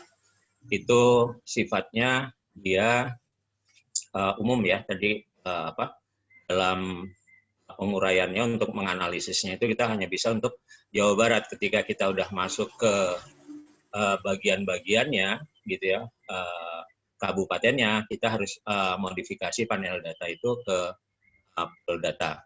Terus juga tadi disampaikan bahwa bagaimana kita menggunakan model yang baik gitu ya. Ada 3 kemungkinan, apakah kita menggunakan random, common, atau fix gitu ya.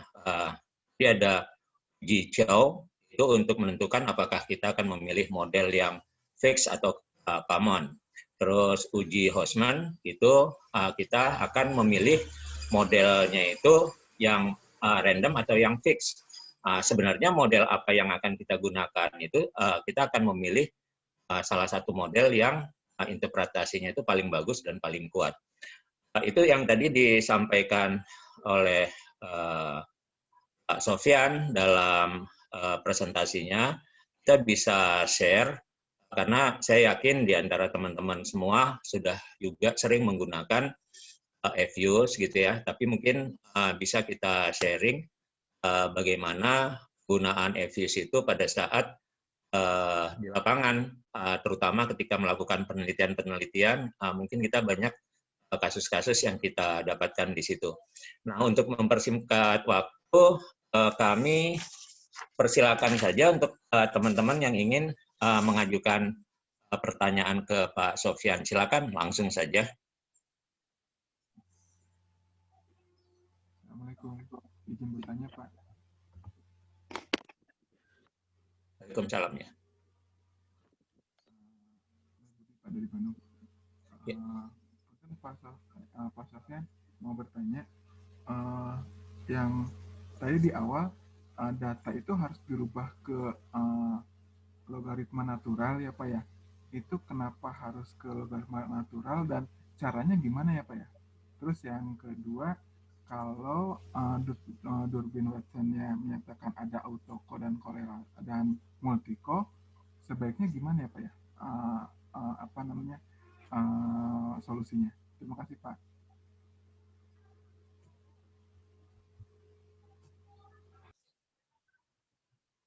Pak Sofyan, mohon maaf, itu mute-nya Pak Sofyan.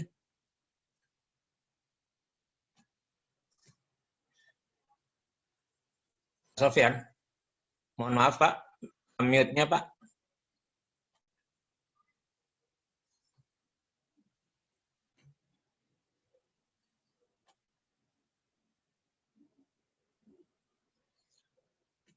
Pak Sofyan, mohon maaf, mute-nya dibuka dulu Pak.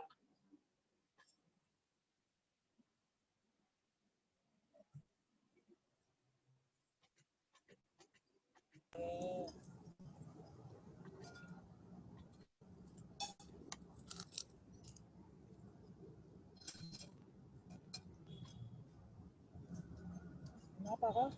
Ya, Pak Sofyan. Pertanyaannya bisa didengar jelas Pak Sofyan?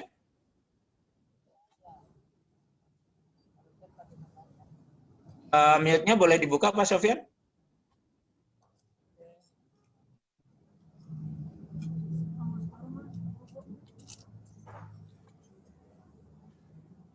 Oke. Nah, sudah tadi dari kemut saya tidak bisa merubah tadi. Terima kasih Pak Dani. Ya. Terima kasih Bapak Pak Budi tadi ya. Pak Budi Kartawinata. Terkait dengan kenapa kita merubah transformasi ke dalam logaritma natural dan bagaimana caranya. Caranya mudah, Bapak. Pada kolom Excel itu tinggal klik sama dengan ln saja, sama dengan ln, lalu disorot ke dalam data yang akan kita logaritma. Kenapa dirubah menjadi logaritma natural? Karena sebagaimana kita ketahui bahwa masing-masing data di sini memiliki angka yang berbeda, nominal yang berbeda, sehingga untuk menjaga normalitas data kita perlu merubah transformasi ke dalam logaritma natural. Dan juga tujuannya logaritma natural ini untuk sebagai elastisitas, apakah perubahan masing-masing variabel berdampak terhadap variabel terikatnya atau belajar modal dalam hal ini. Gitu Bapak. Lalu yang kedua apa tadi ya? Bila ada multico ya, bila ada gejala multico bagaimana penanganannya? Oke. Penanganannya adalah kita mengecek data-data yang outlier. Artinya data-data ini apakah selama 5 tahun data itu memiliki perbedaan yang sangat mencolok. Misalkan data tahun ini sebesar 1 digit, sedangkan tahun berikutnya 2 digit. Nah, mencolok itu kan angka yang sangat mencolok ya. Perbedaannya mana? Di mana? Kita cek lagi di variabel lain, di keempat variabel lain apakah terjadi perubahan yang sama. Jadi maksud saya, bila angkanya itu terlalu jauh perbedaannya, itulah data yang outlier atau data yang aneh. Sehingga data-data itu sebaiknya di-drop dari analisis kita. Gitu. Itu bila terjadi gejala multico maupun terjadi autokorelasi yang sangat tinggi. Gitu. Atau jika data tersebut semuanya normal-normal saja, kita bisa membuang salah satu daerah. Misalkan kita buang tadi itu. Contohnya dalam Kabupaten Bandung ternyata ada yang multico. Kita bisa mendrop Kabupaten Bandung tersebut dari model kita. Contohnya seperti itu Bapak. Demikian mudah-mudahan dapat menjawab pertanyaan Bapak Budi.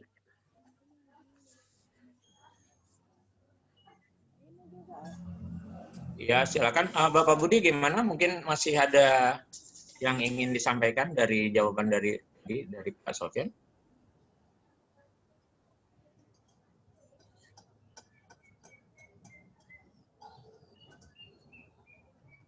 Sangat jelas ya, alhamdulillah sangat jelas Pak katanya.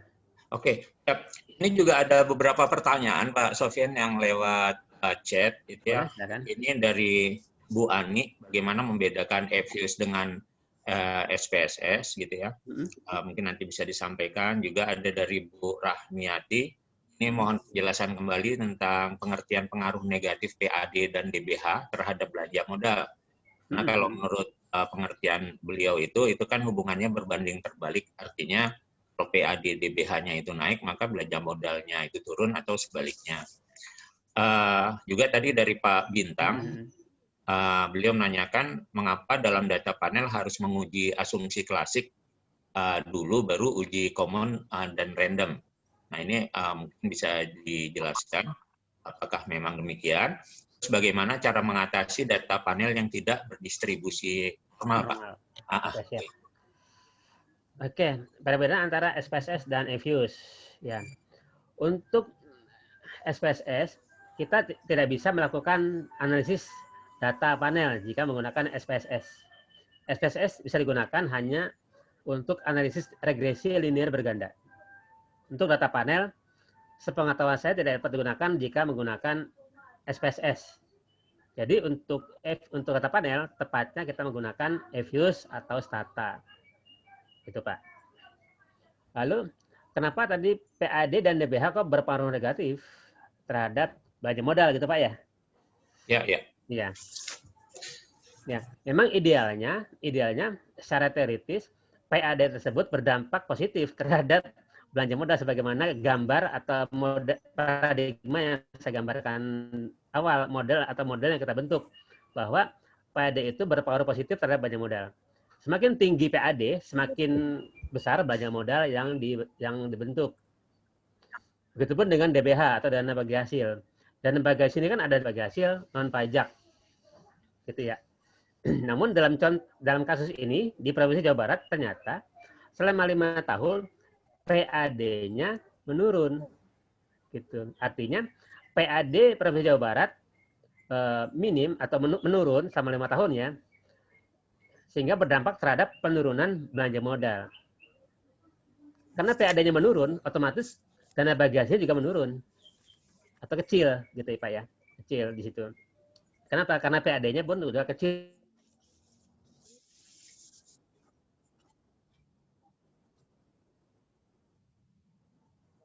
Dua tadi Bu ya? 2. 5 kerupuk. 1. 70. 25. 10.000. 80. 80. Halo, Sofyan masih ada? Kok hilang ya? 25. 3 kali. Besok kembali ke sini. Halo Pak Sofyan. Pak Sofyan, ini mungkin ada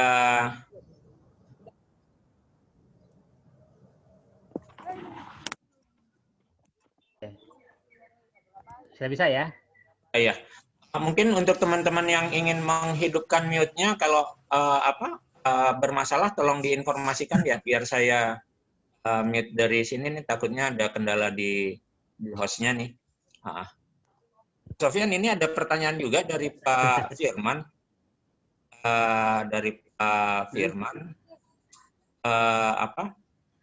Beliau ini kalau melihat saya bacakan saja ini. Kenapa?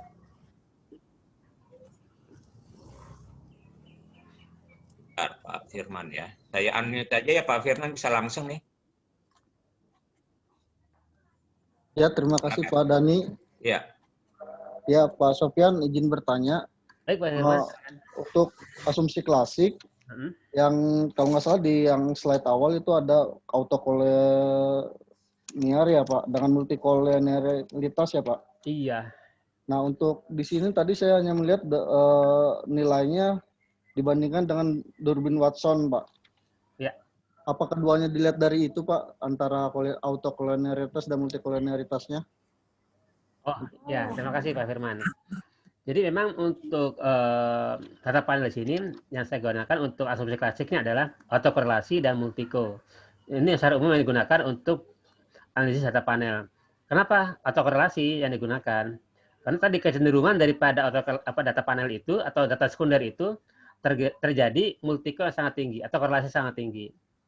Nah, untuk menguji autokorelasi yang digunakan adalah output dari Durbin Watson, gitu ya.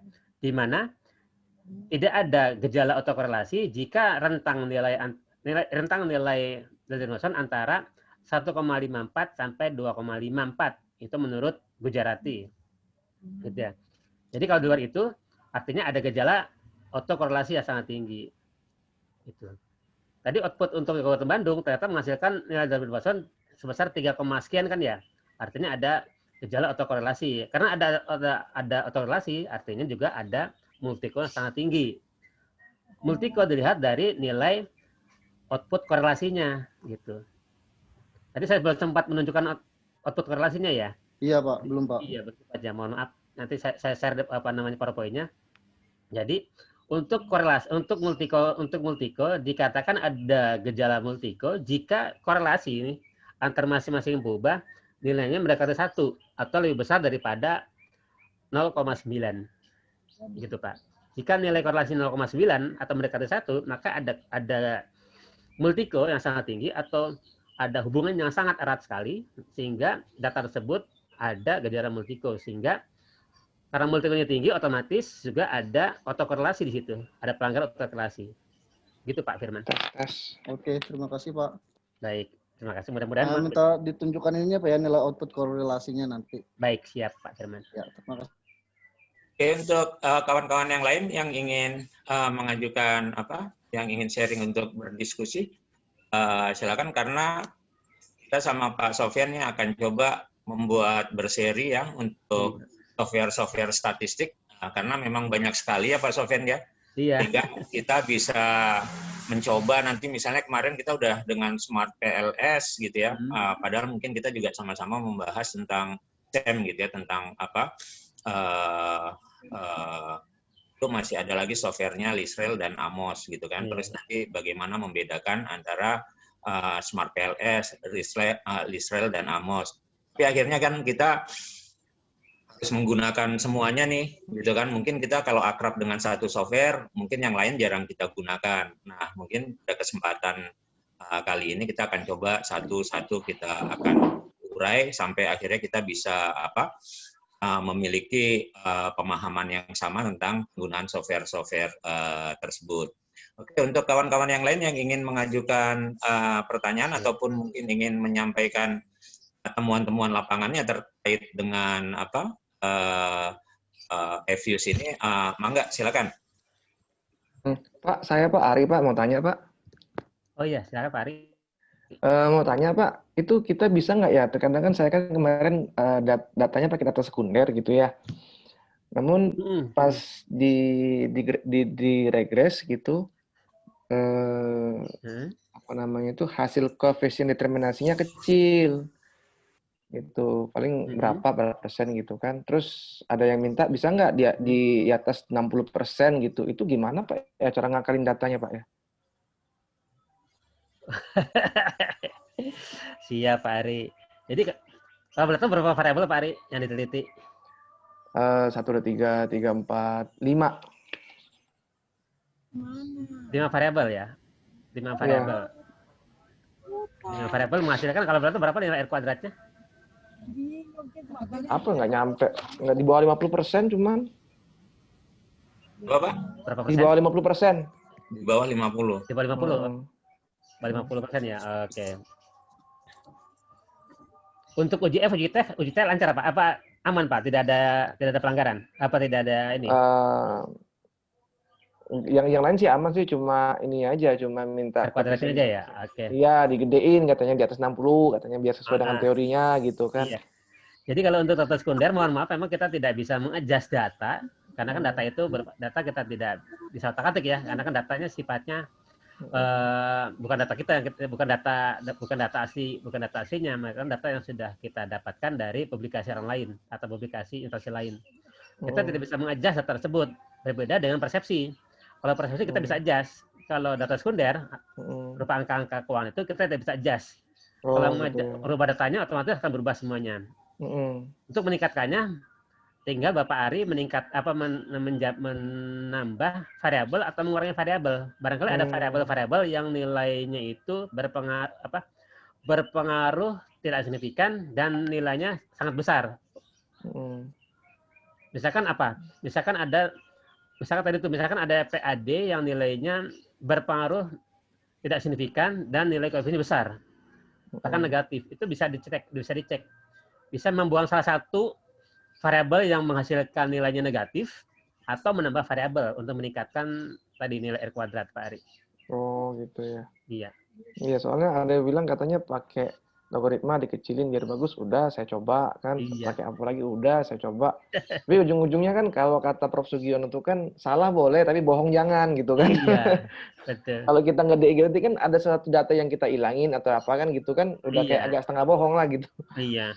Kalau saran saya menambah variabel atau menghilangkan variabel, mengurangi variabel. Oh gitu ya Pak ya. Menambah atau mengurangi Pak untuk menghasilkan nilai R kuadrat yang tinggi. Karena untuk data sekunder saran saya jangan otak-atik datanya, karena itu data real yang ada di sana. Iya kan, kalau data primer kan kita bisa otak-atik dikit lah gitu kan. Jawaban responnya kita otak-atik, kalau ini kita bisa otak-atik, kita bisa. Nggak bisa. Gitu Pak Ari. Ya, terima kasih Pak. Baik. Ya, risiko dari model yang mungkin di bawah 50% itu kalau dia nambah variabel, berarti mungkin nambah baca jurnal tuh Mas. Jadi, ya itu kan artinya harus ada tambahan jurnal baru, gitu. Yang kira-kira bisa menambah variabel ini. Ya agak sedikit lumayan inilah, lumayan ekstra kerja keras itu. Tantangannya di situ emang kalau data sekunder.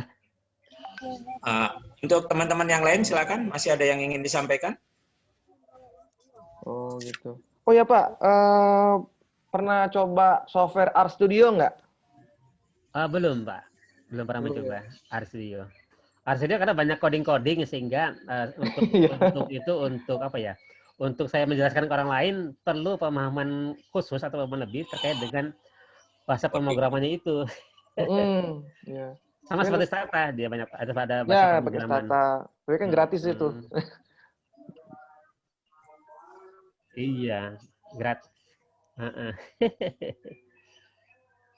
Ini juga gratis kok, Evius ada yang gratisnya dari versi 11, yang versi 11 itu gratis. Oh, gratis juga ya. Iya, oh ya. Tapi saya kemarin tuh udah tapi gratis Pak. Ini hanya berlaku 1 bulan.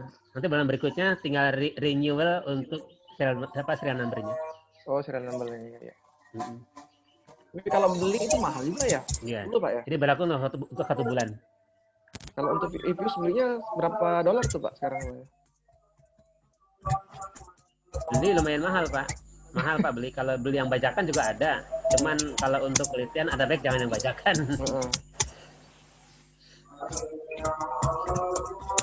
Iya.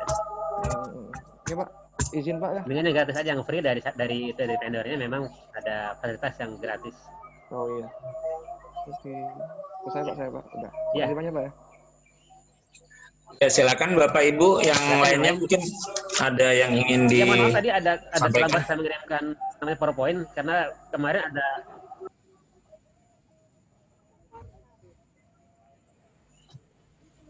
Ya Pak, silakan Pak Sofyan.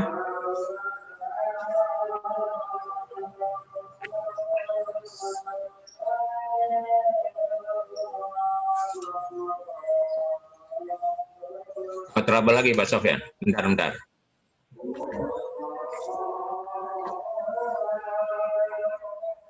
Sofyan, oke. Ya Pak, di mute lagi Pak.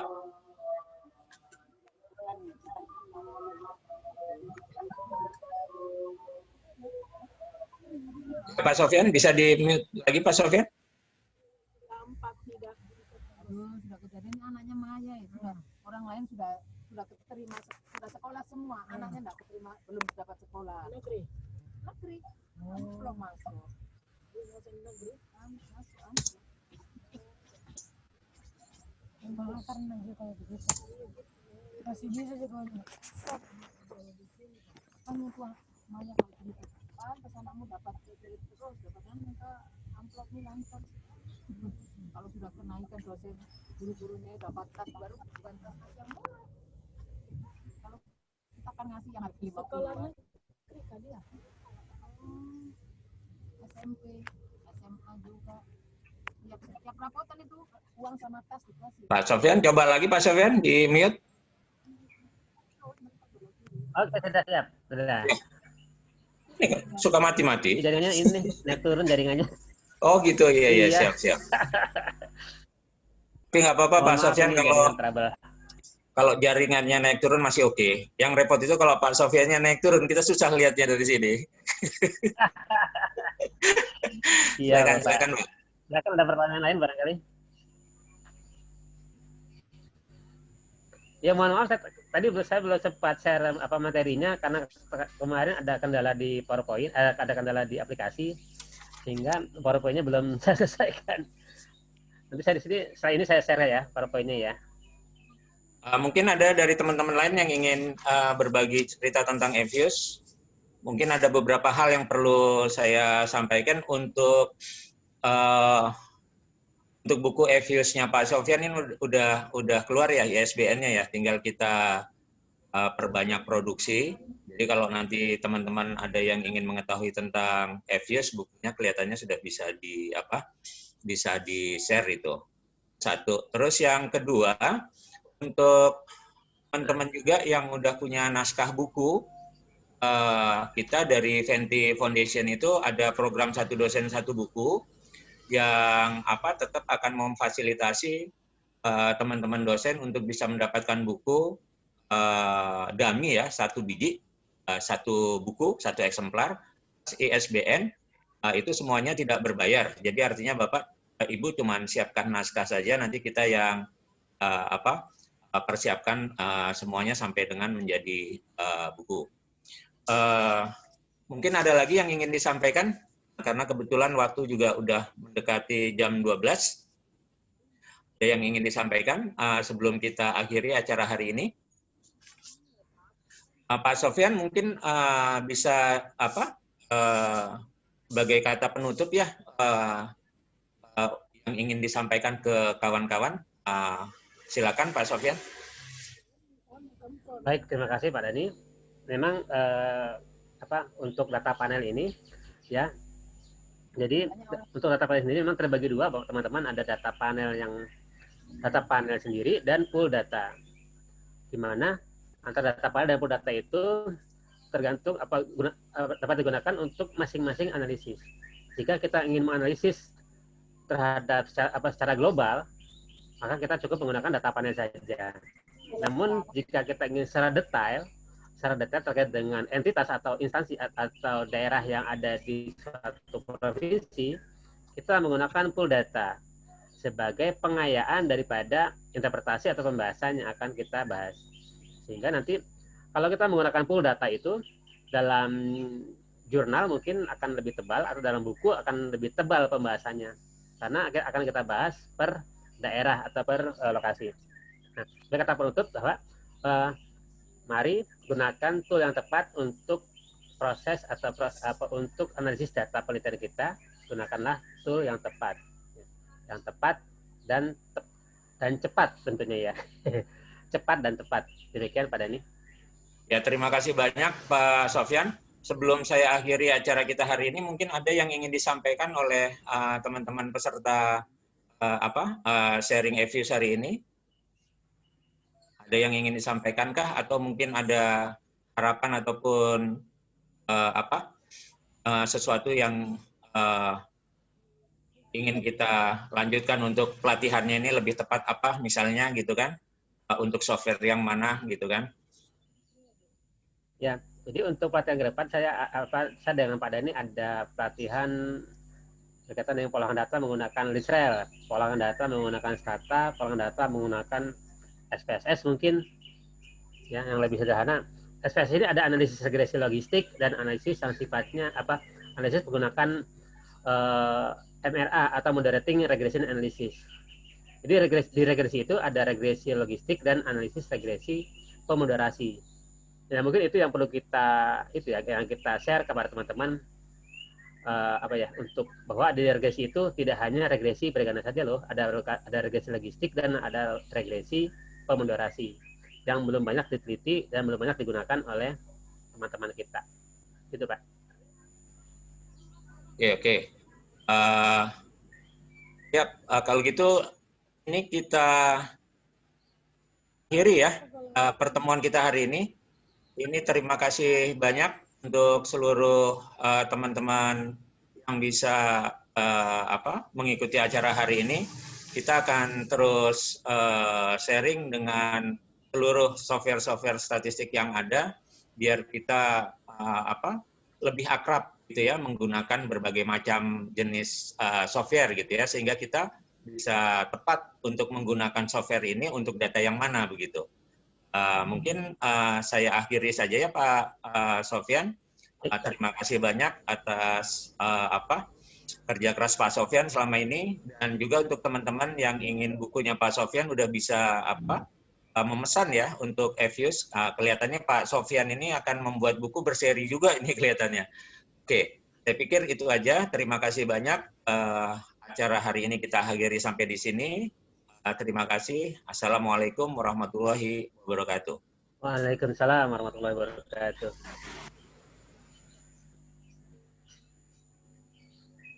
Izin pamit Bapak Ibu.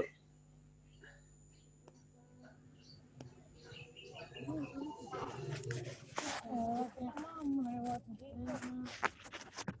Ini bagus yang